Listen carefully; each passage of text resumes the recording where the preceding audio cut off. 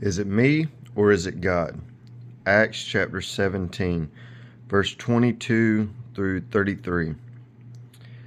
Paul then stood up in the meeting of the Areopagus and said, Men of Athens, I see that in every way you are very religious. For as I walked around and looked carefully at your objects of worship, I even found an altar with this inscription, To an unknown God. Now what you worship as something unknown, I am going to proclaim to you. The God who made the world and everything in it is the Lord of heaven and earth, and does not live in temples built by hands. And he is not served by human hands, as if he needed anything, because he himself gives all men life and breath and everything else. From one man he made every nation of men, that they should inhabit the whole earth, and he determined the times set for them, and the exact places where they should live. God did this so that men would seek him and perhaps reach out for him and find him, though he is not far from each one of us. For in him we live and move and have our being. As some of your own poets have said, we are his offspring.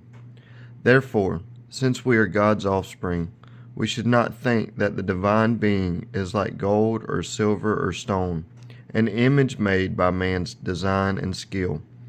In the past, God overlooked such ignorance, but now he commands all people everywhere to repent, for he has set a day when he will judge the world with justice.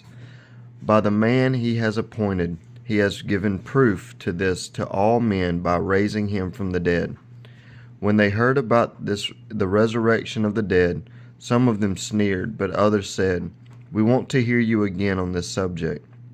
At that, Paul left the council. I'm going to go ahead and read 34. A few men became followers of Paul and believed.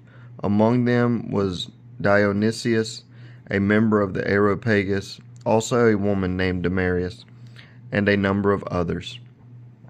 I'm going to read the little insert in the devotion. When Paul addressed the Areopagus in Athens, he referred to the many false gods that were imaged throughout the city. Each of those man-made gods included a set of man-made rules that had to be obeyed so that followers could please them. The gods needed their help because they had no life in themselves. In contrast, Paul assured them that his God needed nothing from men. He made a clear distinction that still needs to be made today. Christian men need to hear Paul's message.